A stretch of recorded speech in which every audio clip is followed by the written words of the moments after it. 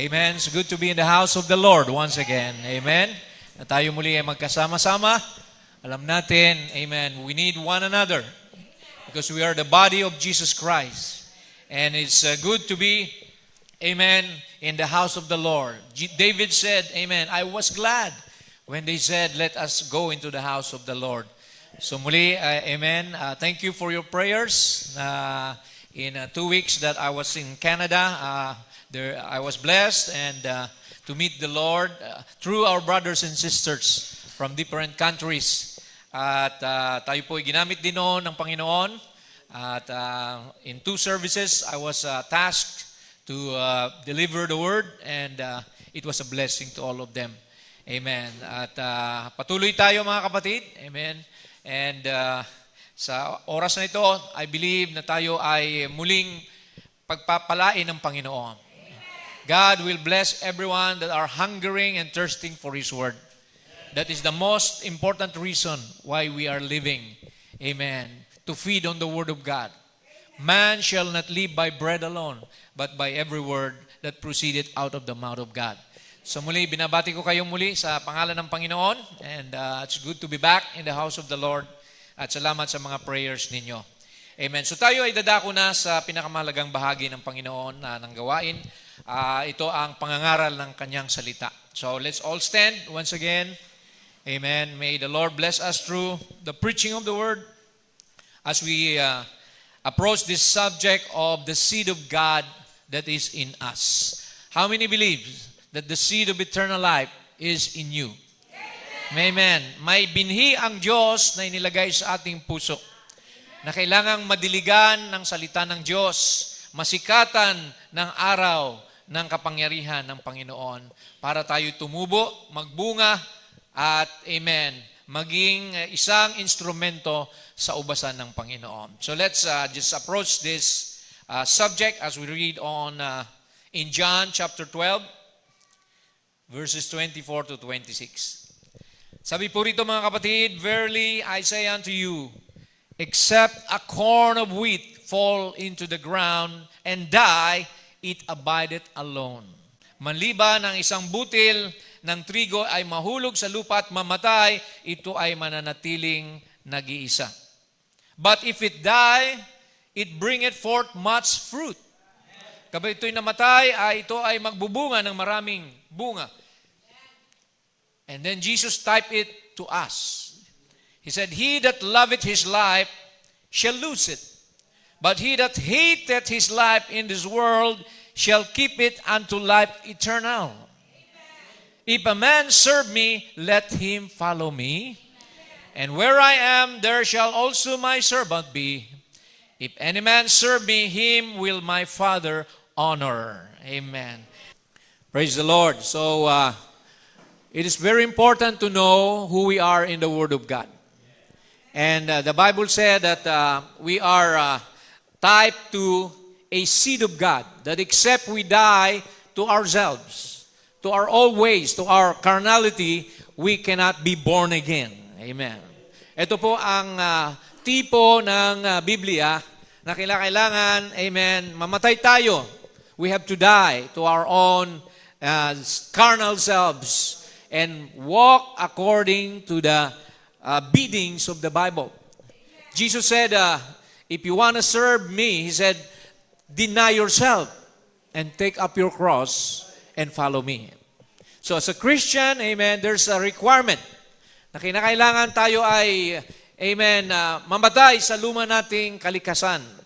The old nature of our soul has to die in order for the new nature, which is Christ in you, has to live. Now let us look at this sample here because the Bible speaks about a seed. At ang sabi ng Biblia or ng dictionary, a seed is anything, a small or round or oval object, an embryo that is produced by a plant and from which, when it is planted again, a new plant can grow therefrom. So the seed cannot reproduce itself without rotting, without dying to itself. See, yung butil daw po mga kapatid, kapag ito'y nanatili lang dyan sa inyong garapon, sa inyong lalagyan o ano pa man sa bahay nyo, hanggat hindi ito na ilalagay sa lupa at nabubulok, hindi ito magbibigay ng panibagong buhay. And the prophet said here, sabi niya rito, before a seed can ever be born, it has to die and rot. A seed potato, you take that potato and put it in the ground until you can have new potatoes. That old potato has to rot. A corn cannot produce new life until it's rotten. So does, sabi niya rito, every sinner, so nilagay niya sa tao, every sinner and every man, no matter how highly educated, how much he's polished, may pinag-aralan ka man, marami ka mang natapos, how many degrees he has in the church, how many colleges he's educated out of, he's got to die to his own theory. Mamatay tayo sa sarili nating pangunawa, sa sarili nating mga karunungan, at ang karunungan ng Diyos ang tanggapin natin sa ating mga puso. He's got to die to himself. He's got to die everything to be reborn again by the Holy Ghost. So ito ang process, mga kapatid. Unless you humble yourself, unless you recognize yourself that you are a sinner, amen, you have no salvation. Because Jesus said, anong sabi niya rito? Except a man, amen, be born again. Sabi niya rito, mga kapatid. Except a man be born again, he cannot see the kingdom of God. So something has to die and be reborn. Except a man be born of water and of the Spirit, he cannot enter into the kingdom of God. Water and Spirit. So, meron pong sinasabi sa Bible that we have to receive the baptism of water and the baptism of the Spirit. That's Acts 2:38. Peter said, repent. So, pag sinabing repent, talikod sa kasalanan. Amen. And be baptized, every one of you, in the name of Jesus Christ, for the remission of sins, and ye shall receive the gift of the Holy Ghost. Madalas na natin itong nababasa, mga kapatid, pero napaka-importante nito. Kasi unless na ikaw ay nagsisi, nagpakumbaba, amen, magiging, isang church member ka lang, na you just come to church as an obligation, as a duty, but you don't see the importance of surrendering to God everything in your life. See, darating ang time na susubukin yung inyong pananampalataya. But intellectual faith, amen, cannot overcome. Kailangan yung faith na nagmumula sa ating puso, ayan po ang kailangan po nating, amen, ipalaganap o i-manifest. Kasi yan po ang gawa ng Diyos sa ating buhay. We cannot change ourselves. Only God can do it. And all you have to do is to surrender your life to Him. Ipagkatiwala mo lahat sa Kanya. That you're not living on yourself anymore. Sabi ni Pablo, hindi na ako ang namumuhay sa aking sarili, kundi si Kristo na. So you have to die to your own self. Amen. Accept and declare that without you, Lord, I can do nothing. I commit my life to you, Father. And that's supposed to be a true Christian life na dapat meron tayo. Magbasa pa tayo dito dahil napakaganda nito about the seed of God. Sabi niya rito, that's what the matter with people today. They don't want to die and rot out to the world so they can be born again of the Holy Ghost. The Bible said, love not the world or the things of the world, the lust of the eyes, the lust of the flesh, and the pride of life. For if you love the world, the love of the Father is not in you. So merong requirement ang Panginoon. We have to die. See, ang kaligayahan ng isang Kristiyano, hindi na nakasalalay sa mundo. Amen. Nakasalalay kay Kristo sa presensya ng banal na Espiritu Santo. Doon na tayo namumuhay. Yan ang ating kaligayahan. Yan ang ating, amen, hinahanap. Amen. Yan ang ating lifeline. Na kung wala tayo sa Panginoon, amen, wala tayong sigla, wala tayong kalakasan. Hallelujah. Sabi niya rito, a man or woman can never have new birth until their intellectuals and their own self is rotten, dead, and died out to the altar. So yan ang kailangan ng Panginoon. Somebody who will humble himself. Sabi kanina, kapag tayo ay nagpakumbaba, itataas tayo ng Panginoon. Pero kung tayo ay magpapakataas, ibababa tayo ng Panginoon. See? And scream, get all messed up to a place the starch gets out of your color and you're born again by the Spirit of God. So naturally, a seed has to die and rot and be born again. Tayo rin ay merong binhi ng Diyos. Do you believe that you have the seed of God in your heart?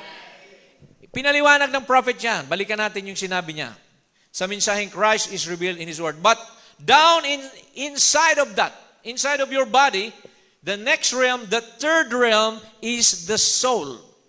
So meron tayong kaluluwa, and that's predestinated by God.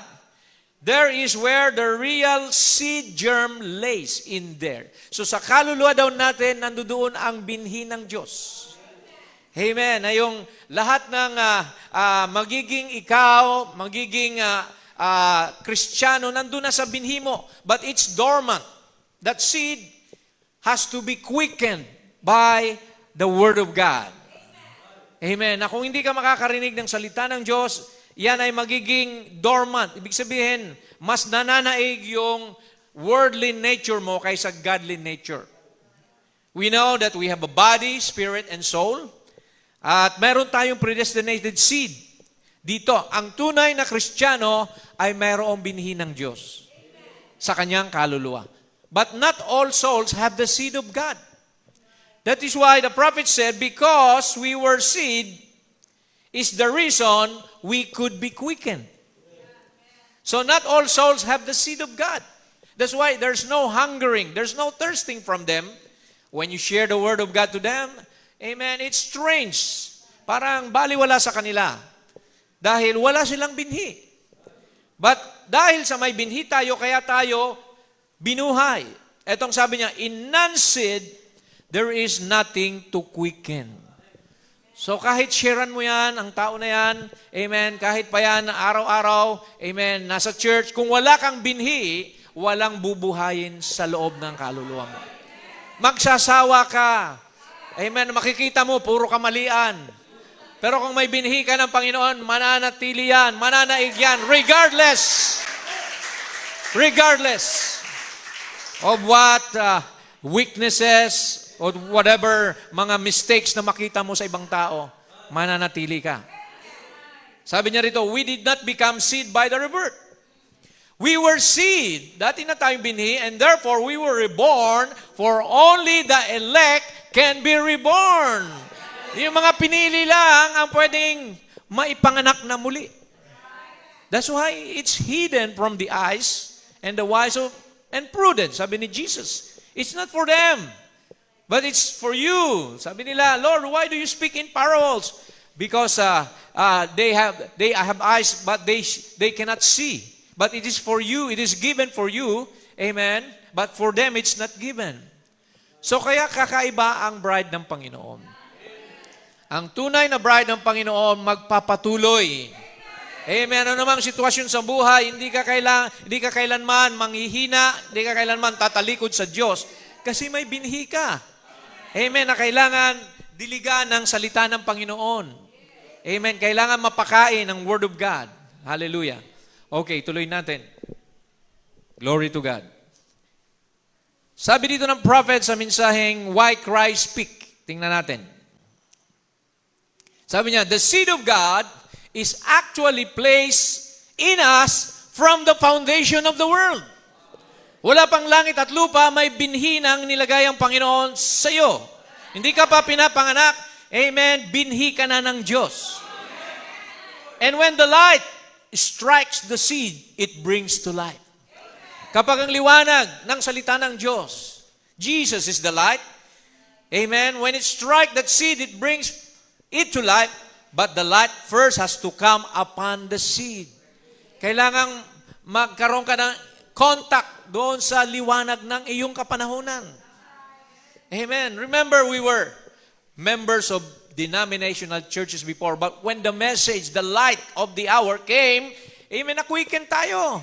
Nakita natin nakakaiba ito. Itong hinahanap ko. Itong para sa akin, ito ang salita ng Diyos na walang halong kredo, dogma o tradisyon. Sabi ng prophet dito, I've taught many times of the little woman at the well. Look at the woman at the well, the Samaritan woman. See, though she be an ill-famed person, kahit siya ay masamang tao, sabi dito, though her life was degraded, and she was in that condition because traditions had never touched her. But though when that light first struck her, quickly she recognized it because there was something in there to respond to it. Mayroong binhi na nakilala niya ang Kristo, ang Misaya sa kanyang panahon. And it all erased all her sins. Because to know Jesus is to be forgiven, to be justified, to be sanctified, and then to be baptized by the Holy Spirit. Ito pa, sabi niya rito, but your souls were made up before the foundation of the world, when God created man in His own image. So yung kaluluwa natin, wala pang langit at lupa, nilikha na ng Diyos. Sabi niya, the nature of your soul is God. If you're born again, if it's not, it's of the world. So kailangan ma-born again yung soul natin, mga kapatid. Dahil kung hindi ka mababorn again, sabi rito, it's of the world. Magiging worldly ka, makasanlibutan ka. Pero pag kayo napanganak na muli, see, God will be manifested out of your life. Because that's Zoe life, eternal life. That seed, incorruptible seed na binigay ni Lord sa iyo ay nandyan na. Kahit nung hindi ka pa tumatanggap sa Kanya. It's already there. Eto, basahin natin mga kapatid. Sabi ng prophet dito, mayroon akong dalawang kalikasan. Amen. Sabi niya rito, when I was born of Charles and Ella Branham, nung pinanganak ako ng tatay ko at nanay ko, in their nature, I was a sinner. Pinanganak akong makasalanan. I came to the world a liar. Sinungaling ako. Sabi niya, all the habits of the world laid right in me. But down in there too was another nature present. Predestinated was in there by God, in the same body, two natures in there. So isang katawan, may hindi dalawang kaluluwa, dalawang kalikasan, nature. Hindi sinabing two souls, ha? Two natures in there.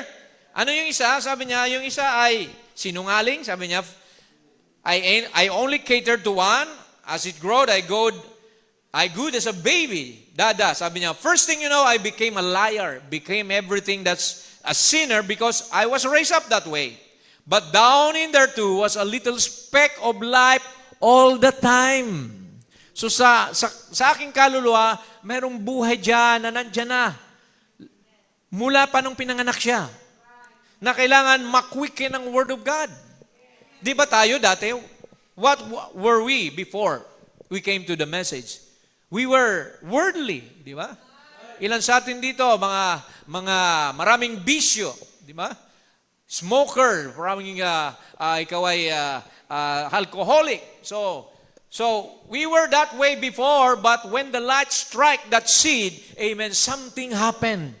Amen. Something was quickened inside of us. Na hinahanap-hanap na natin ang bagay na ito. Ang salita ng Diyos, amen. Nauuhaw na tayo sa katotohanan. Because when you hear the truth shall set you free. Amen. Babaguhin ka nito, lilinisin ka sa lahat ng iyong mga karumihan. That's why Paul, sabi rito, this is how Paul speaks about the old nature. Colossians 5, or 3, 5-10. Sabi rito ni Paul, mortify therefore your members which are upon the earth. Pag sinabing mortify, to kill. Ano yon? Yung mga makalupa nating mga kalikasan, sabi niya rito, fornication, uncleanness, inordinate affection, evil concupiscence, covetousness, which is idolatry. But now, ye also put all this anger. Dati tayo mga magagalitin, wrath, malicious, blasphemous. We were filthy in our communication, and we lie to one another. Sabi rito, seeing that ye have put off the old man with his deeds. Amen. So, makikita natin mga kapatid, that's the old man, sabi ng prophet dito. See, kailangan yung dati nating pagkatao, yung lumang pagkatao natin, ay kailangang mamatay, mabulok, amen, upang ang bagong kalikasan ay mag-manifest sa atin. Amen. So, that's the old man and the new man. Sabi ng Bible, he that is in Christ, you have become a new creation. All things become, sabi ro, are passed away, and behold, all things have become new. So yan po ang proseso ng isang Kristiyano. So it's not membership that saves you. It's not your own good works. But it is when the Word of God, the light of the message. Look at this. Sabi niya rito sa tipo ng halaman. Ephesians church age, when the sun, S-U-N, naturally begins to shine down through the fog and mist of night, and no matter where the seed is, it will live, because all botany, life lives by the sun. So Jesus Christ is a type of the sun. He is the Son of God, right? Why? It's that life beneath there. You cannot hide real life. Pag may buhay sa inyo, may binhi sa inyo, kapag narinig nyo ang liwanag ng salita ng Diyos, makukuwikin ito. Amen. Mag-hunger ito. See, you cannot hide real life.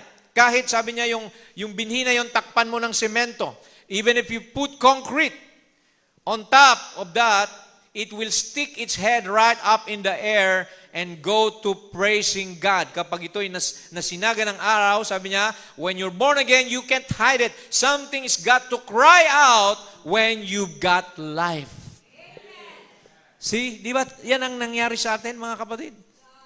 See, dati, iba ang ating mga gusto. We love the world, worldly things. But now, ano na ang iyong kagalakan, mga kapatid? Yung dumalo sa fellowship, magpatotoo, umawit sa Panginoon, makinig ng kanyang salita. Nagbago, something happened. Amen. Mayroong na born again sa atin. Remember that the word born again is not a denomination. It is an experience that you have to go through. The Bible said we were born in sin, shaped in iniquity. Come to this world speaking lies. But when the Word of God comes to us, it washes us by the regeneration of the Holy Spirit. Ito, sabi ng prophet dito, tinipo kay Lord ang liwanag ng araw. When the sons of God is upon the earth, it take the S-O-N, light, to bring them to eternal life. His chosen ones that He knew before the foundation of the world, He had chosen them in Himself before the foundation of the world. On Easter morning, sabi niya rito, nung mabuhay ang Panginoon, doon sa, mula sa kamatayan, and somewhere laid our bodies at the time, for we are the dust of the earth. And in heaven there was a book of memory, and His attributes was in Him, knowing that because of the Son of God raised, it would also raise to life every son that was foreordained to this great time. So ang Panginoon, nung mabuhay na maguli sa mga patay, amen. Sabi niya, meron siyang mga anak, amen, na kagaya rin niya. He is the first born from the dead among many brethren. Kaya kapag ang liwanag ni Kristo, the Son of God, amen, reaches you, merong quickening power na mangyayari sa iyo. See, hindi ito intellectual lamang na mag-memorize ka ng quotes, mag-memorize ng Bible, but it's a life. It's a reality na mararamdaman mo na, amen, kulang ang buhay mo kung wala siya. Amen. Hindi ka na mabubuhay ng normal kung walang Panginoon, kung walang gawain ng Diyos, kung walang fellowship. Amen. Praise the Lord. Yan ang kaibahan, mga kapatid, ng tunay na born again na. The sunlight will quicken our mortal bodies. That's in Romans 8:11. Sabi dito, but if the spirit of Him that raised up Jesus from the dead dwell in you, He that raised up Christ from the dead shall also quicken your mortal bodies by His Spirit that dwelleth in you. 1 John 3:9, whosoever is born of God does not commit sin. What is sin? Unbelief. Pag pinanganak ka na ng Diyos, hindi ka na amen, nag-aalinlangan sa salita ng Diyos. For His seed remaineth in Him, in you, and you cannot sin because you are born of God. Amen. Silyado ka na ng banal na Espiritu Santo kapag ikay pinanganak ng muli. Grieve not the Holy Spirit of God, whereby you are sealed until the day of your redemption. Then God, amen, or the prophet talks about rainwater. Just as the sunlight, amen, quickens the seed, the rainwater will nurture the seed. Yung ulan, mga kapatid, binanggit niya rito. Sa mensaheng spoken word is the original seed. Sabi niya rito, seeds must be planted and then the rain falls to water the seed. Is that right? The Holy Spirit will water and bring forth that seed. It's the water to the seed. So ang banal na Espiritu Santo, yan pala ang tubig na magdidilig sa mga binhi ng Diyos. If the seed's been planted, that's exactly what's the water for. That's why Jesus said, you shall receive power when the Holy Ghost is come upon you. Pag dumating ang Espiritu ng Panginoon, bibigyan ka nito ng kapangyarihan, ng kalakasan. And the Holy Spirit shall guide you into all truth and shall show you things that are to come. So yan palang purpose ng Holy Spirit. In-nurture tayo. Selyuhan tayo. God sends the rain. You know what? When the rain falls, that little wheat straighten up and goes glory to God. It just shouts the praises of God because it comes to life. And the same water makes the wheat grow just as happy, can shout just as loud. Napansin nyo? Pati yung damo, pag nadama niya yung Holy Spirit, sumisigaw din. Nagiging masaya rin, pero damo pa rin siya. So, kaya makikita natin na dito na every seed will bring forth of its kind. The Holy Spirit will be poured out upon all flesh. But not all flesh will go in the rapture. Diba? Kasi ang baptism ng Holy Spirit parang ulan yan. The rain will not change the seed. The rain will only nurture all seeds. Kaya nga, evening time na ngayon, harvest time. The wheat will grow and then the tares will grow. Lahat ng halaman kapag dumating ng fullness ng rain ng Holy Spirit, magmamature din sila. Judas, amen. What happened to Judas? He exposed himself. So lahat ng uri ng damo, kung yan man ay kahoy ng mansanas, ubas, or rather mangga, sabi rito, every seed will bring forth of its kind. Wheat will bring forth wheat, barley will bring forth barley, corn will bring forth corn. Jesus said that the Word of God is a seed that a sower sowed. So kaya mga kapatid, sa ating panahon, amen, ang salita ng Diyos, yan ang binhirin na ipinangkalat ng Panginoon, itinanim ng Diyos, at meron ding iba-ibang klase ng lupa. Mababasa natin mamaya, mga kapatid. Kaya ang ulan ay bumubuo sa mabutit masama. Hindi ibig sabihin na pinagpapala ka, ay bride ka. Amen. Because the rain can fall on the just and to the unjust. Ito, sabi dito ng Panginoon, sa Matthew 5:44-45. Now, we're talking about seed, kaya dinaanan natin to. Sabi ni Lord, love your enemies. Bless them that curse you. Do good to them that hate you. Pray for them which despitefully use you and persecute you, that ye may be the children of your Father which is in heaven. For He maketh His sun to rise on the evil and on the good, and sendeth rain on the just and the unjust. So all people will feel the Holy Spirit, but not all people will be filled or baptized with the Holy Spirit in the soul. Brother Branham told us about, Caiaphas prophesied.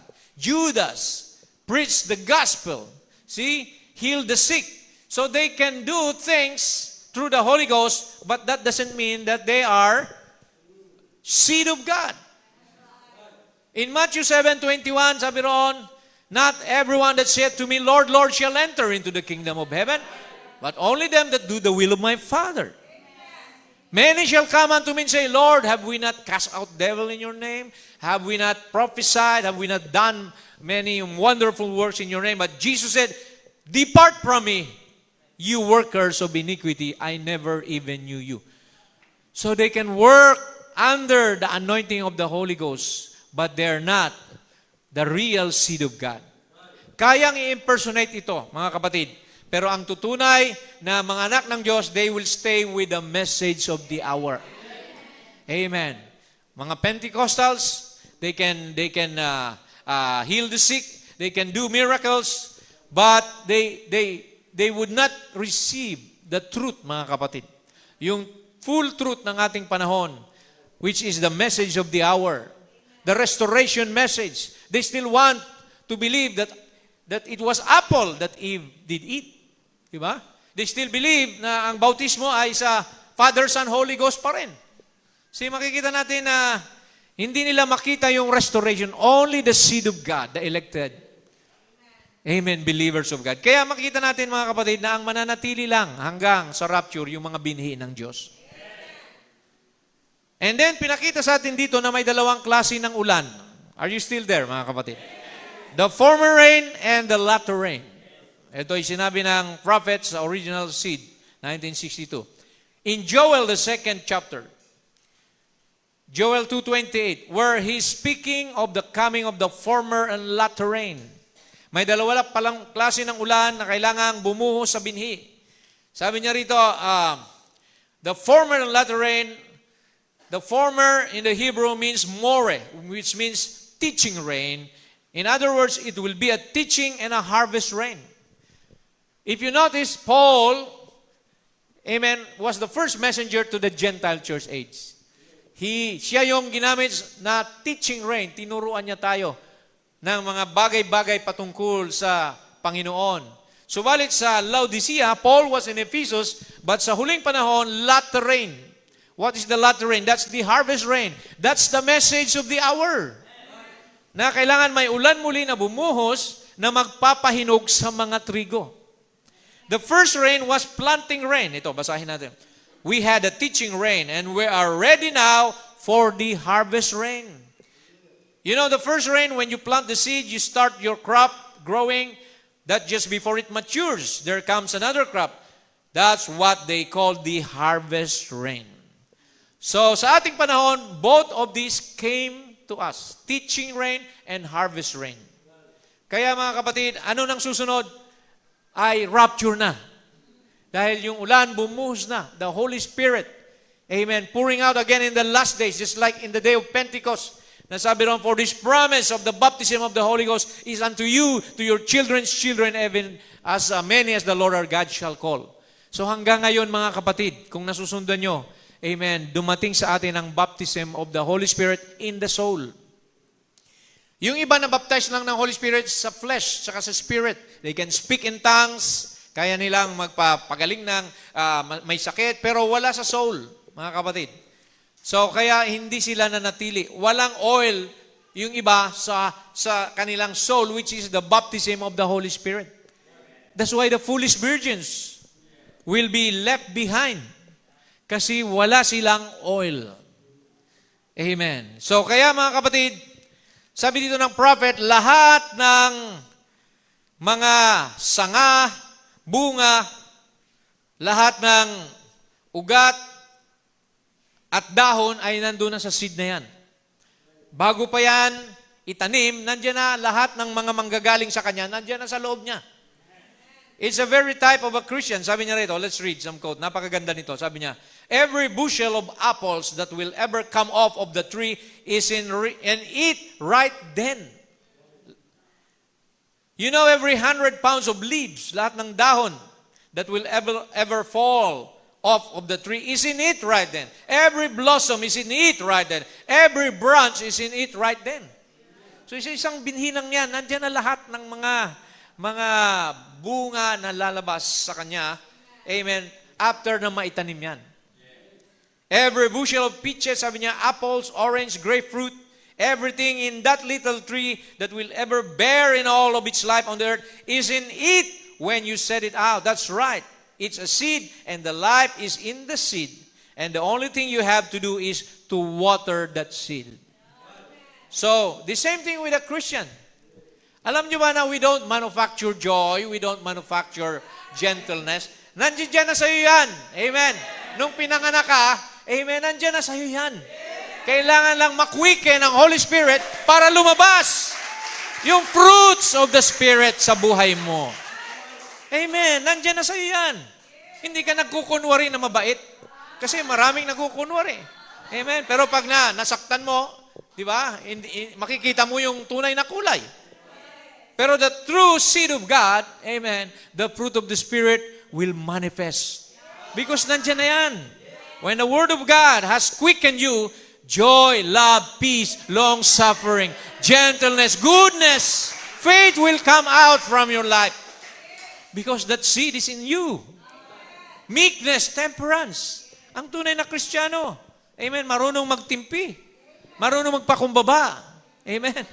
And they that are in Christ have crucified the flesh with the affections and lusts. So, kaya napakaganda mga kapatid.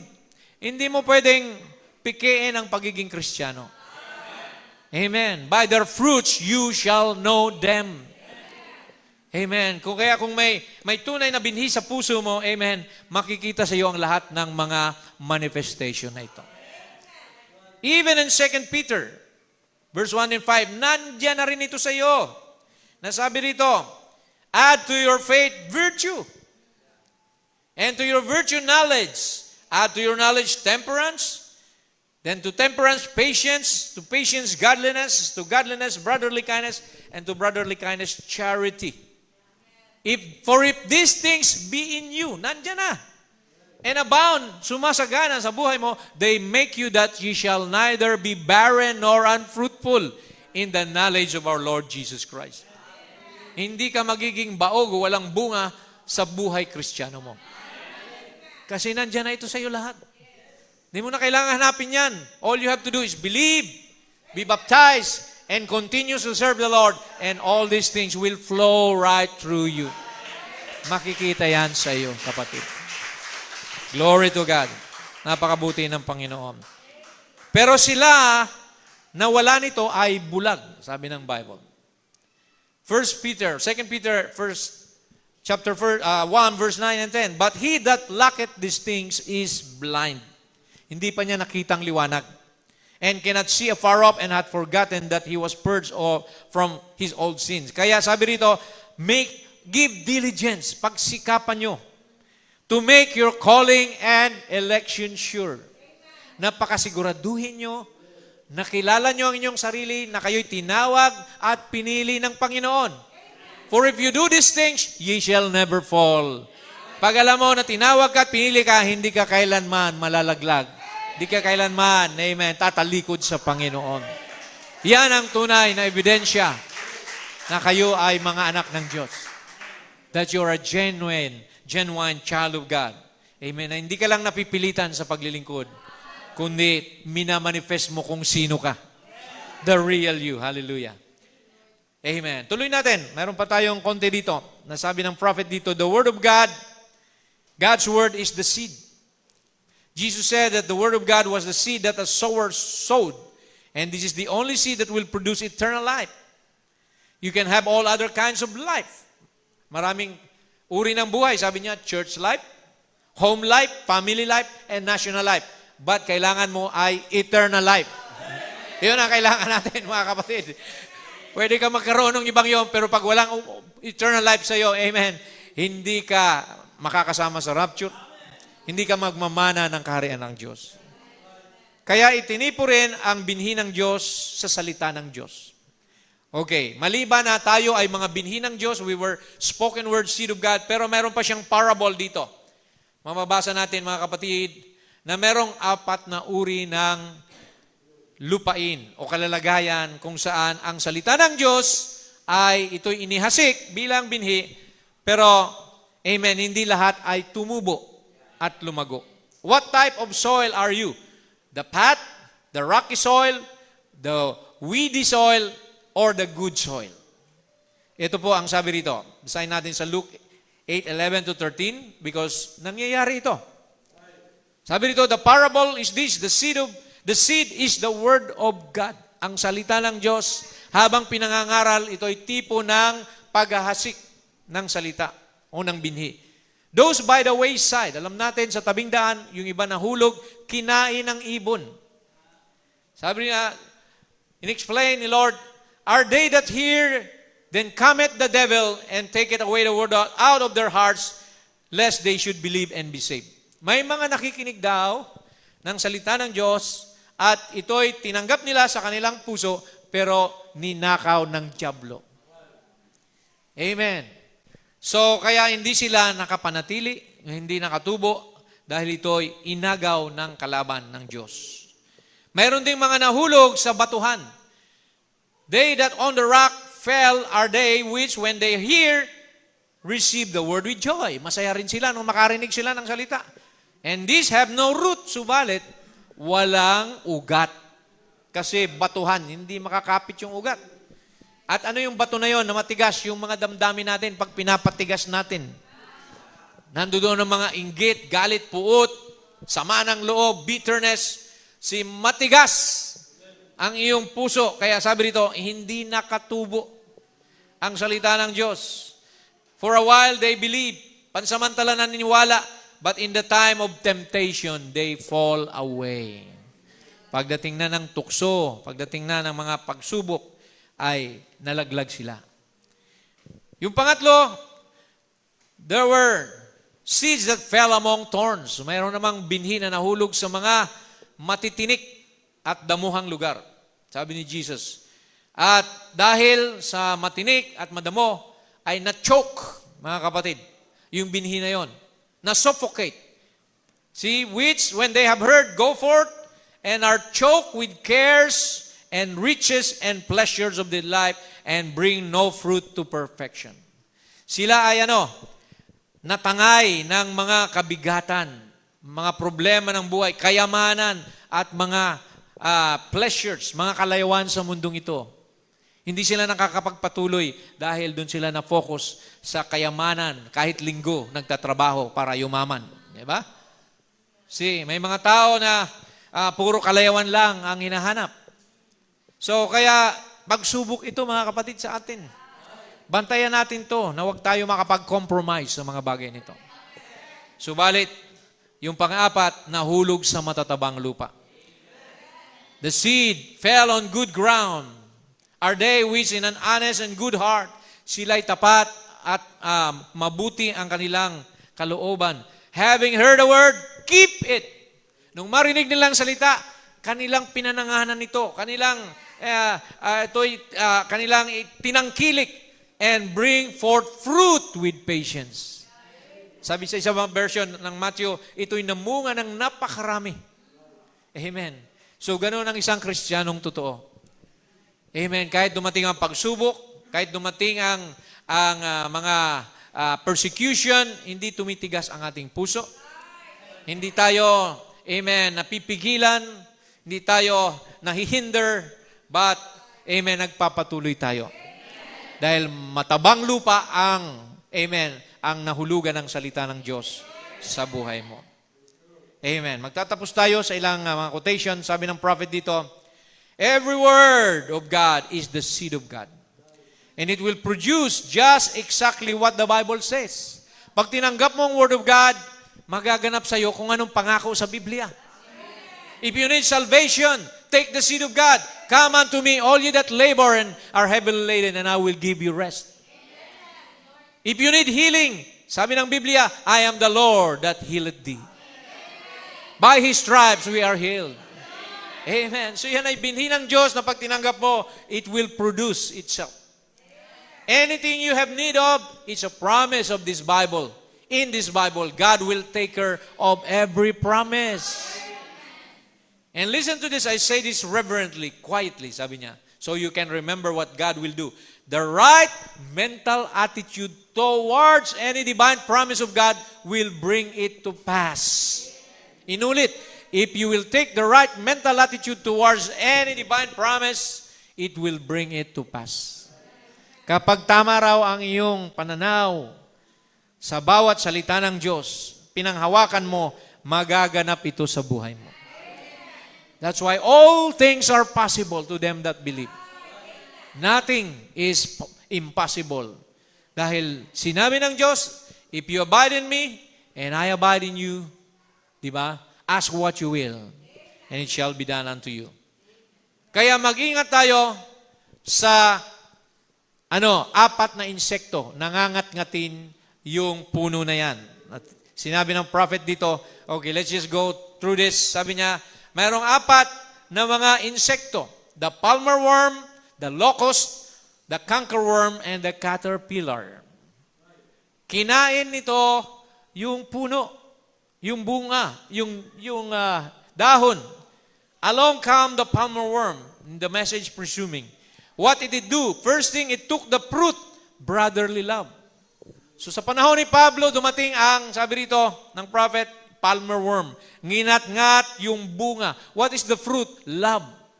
Inalis yung pag-ibig, yung pagmamahalan sa church. Nginat-ngat ng uod na to. Kaya mag-iingat tayo. Pag nawawala na yung pag-ibig mo sa kapatid mo, baka nginangat-ngat ka na ng palmer worm na to. Pangalawa, dumating, next thing coming is the cankerworm. It come another worm around and eat the joy, the leaves, the fellowship. Yung dahon pala ay tipo ito ng fellowship. Amen. Na kapag tayo nagpe-fellowship parang sa ilalim ng puno, di ba? Napakasarap mag-fellowship dahil may mga dahon na tayo ay hindi naiinitan. Ganun din daw ito. The joy, the leaves, the fellowship. And then the third insect, which is the cankerworm, eat off the bark. Hindi pa nagsawa yung insekto, kinain na yung bunga, kinain na yung dahon, pati yung talukap, nginat-ngat pa rin. See? He eat off the bark, the cankerworm. Amen. Alam natin yung bark, that's the protection of the tree. Nawala yung protection. Inalis yung banal na Espiritu Santo, pinalitan ng mga kredo at dogma. What next come? The caterpillar sucked the life out of it. But there was a stump. Mabuti na lang may natirang ugat sa ilalim. At sabi ng Panginoon, I will restore what the cankerworm, what the locust had eaten. I will restore. Amen. Ito ang sabi ng prophet, pinakita sa atin ang restoration sa mensaheng restoration of the bride tree. This Roman caterpillar, now, itinipo niya yung apat na mga insekto sa apat na mga ngabayo. The 4-horse rider of the Roman system.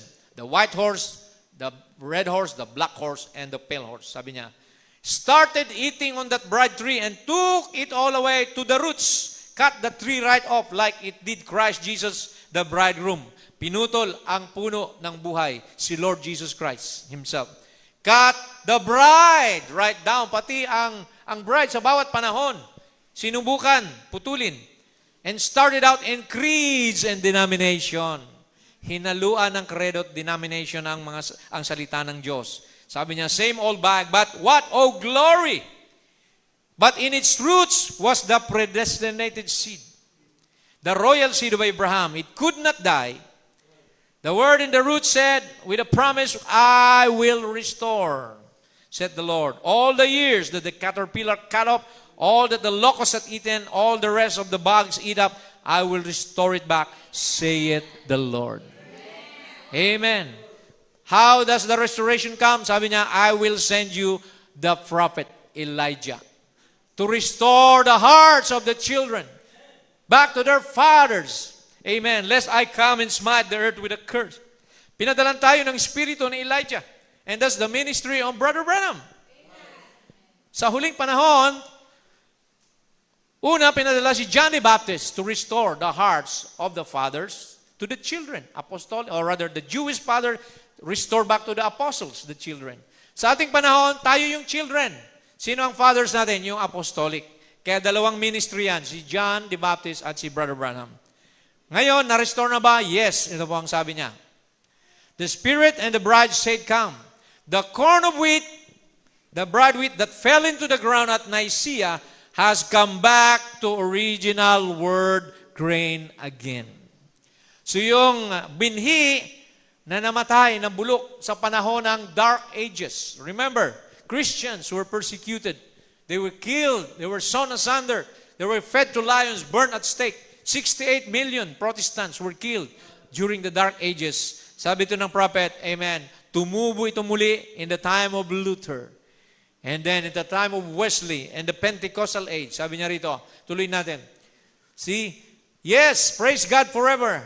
Listen to the authenticated prophet of God who appears in this last age. Makinig daw tayo sa propeta ng Diyos na pinadala. What he says from God, the bride will say.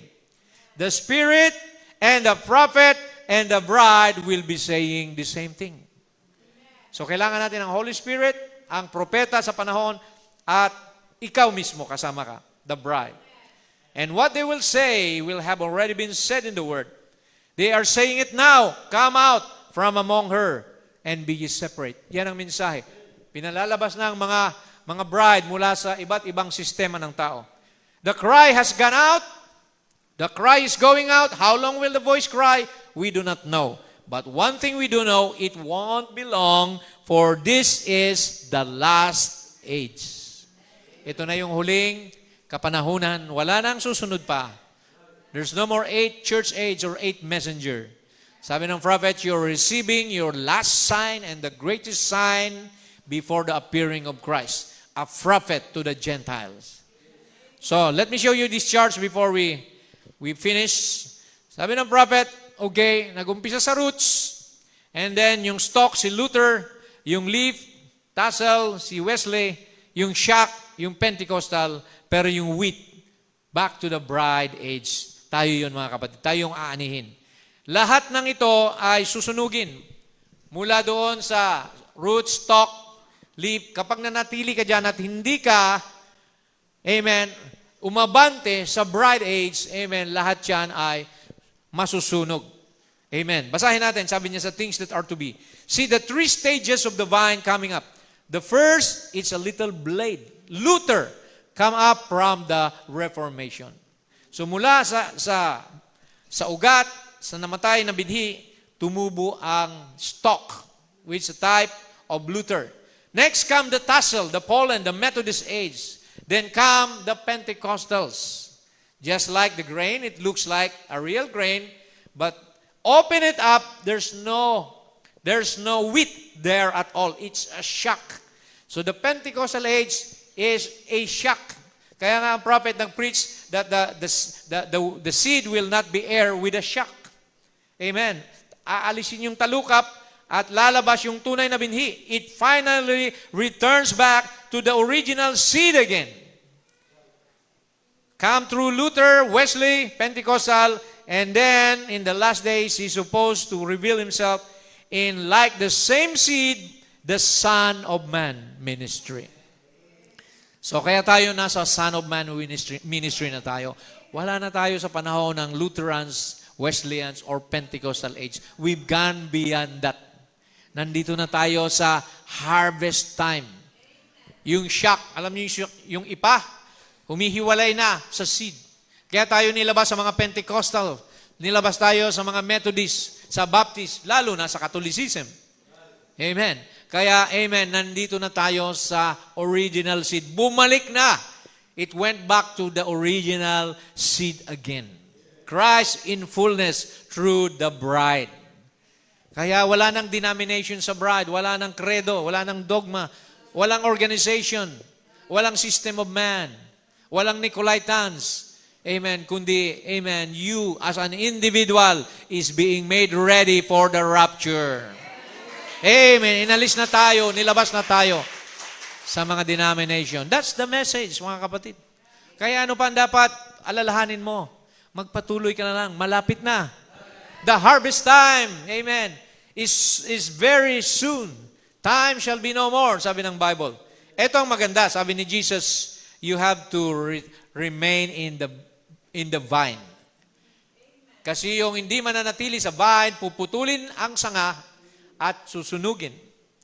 See, John 15:5-7, another parable, Jesus said, I am the vine. Ako ang puno, ye are the branches. Kayo ang sanga. He that abideth in me and I in him, the same bringeth forth much fruit. Ayan, napag-usapan na naman yung fruits. Magbubunga ng marami sila na nakasugpong sa akin. For without me, ye can do nothing. Kung wala si Jesus sa buhay mo, wala kang magagawa. 6, if a man abide not in me, kapag ang tao hindi nananatili sa akin, he is cast forth as a branch. Parang sanga na hindi namumunga, pinuputol. And is withered, natutuyo. And men gather them, ginagawang panggatong, di ba? And cast them into the fire, and they are burned. There is a lake of fire also, waiting for those who will reject the vine, the Lord Jesus Christ. But ito maganda sa 7. If you abide in me, kapag kayo'y mananatili sa akin, and my words abide in you, ang salita ko'y nananatili sa inyo, ask, ye shall ask what you will. Humingi ka kahit na ano, and it shall be done unto you. Gagawin ito sa inyo, mga kapatid. That's the secret to God's blessing. Manatili tayo sa Kanyang salita. Ipamuhay natin ang Kanyang salita. Magpatuloy tayo sa paglilingkod sa Kanya. Huwag nating iiwanan ang gawain. Forsake not the assembling. Amen. Now that we see His approaching. Last but not the least, amen, napakaganda itong nakita kong picture. Sabi rito, when the roots are deeply rooted in Christ, there is no need to fear the storm. Kapag ang ugat mo ay nakakapit ng maigpit kay Kristo, walang bagyo, ano pa mang mga bagay na pwedeng tumumba sa iyo kasi matatag ka sa paninindigan kay Kristo. Hallelujah! Sinabi yan sa Colossians 2:6 and 7. Dito tayo magtatapos. As ye have therefore received Christ Jesus the Lord, so walk ye in Him. Lumakad kayo, yamang tinanggap nyo na ang Panginoon sa buhay nyo. Rooted and built up in Him and established in the faith. Yan ang kailangan natin, mga kapatid. Magpakatatag tayo. Amen. Be strong and be very courageous. Fight a good fight of faith. As ye have been taught, abounding therein with thanksgiving. Magpasalamat lagi tayo. Amen. Maliit man yan o malaki. Sabi ng Bible, contentment with godliness is of great gain. So huwag kayong tumingin sa meron o wala. Amen. Hindi nagbabago ang pag-ibig ni Lord sa iyo. Pinadadaan lang tayo sa mga pagsubok. Every son that cometh to God must be tried, tested, and proven. We have our own trials, each and every one of us. Iba-ibang trial. Kahit pastor, kahit mga alagad ng Diyos, may mga trials din kami. So lahat tayo dumadaan sa pagsubok para ma-perfect tayo, mga kapatid. Kaya sabi rito, manatili ka na nakaugat, rooted and grounded and established in Him. Amen. For if you are in Christ, nothing shall ever harm you. Amen. Walang sino mang makakapaghiwalay sa atin sa pag-ibig ng Panginoong Hesukristo. Hallelujah. Do you love the Lord? As I call on the musician, praise God. So, mula sa seed, amen, tumubo, mga kapatid, ang pananampalataya natin at kailangang magbunga. Magbunga tayo. The fruit of the Holy Spirit has to be manifested in the Lord. So, pasalamatan natin ang Panginoon with this Tagalog song, amen, that says, ikaw ay mabuti sa bawat sandali. As we call on the musician, tumayo tayo, mga kapatid. Do you love the Lord this morning? Are you ready to praise Him and worship Him? Kung may pangangailangan ka, amen, just ask and you shall receive. Knock and it shall be open unto you.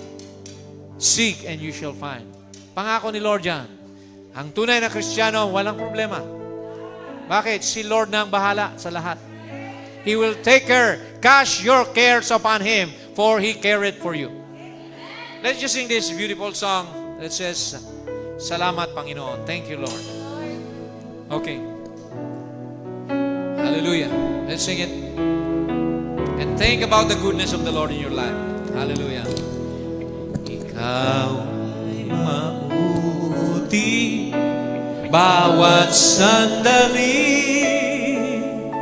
sa habang buhay ay mananatili. Hindi mapapawi o may kukubli maging sa dilim ng gabi.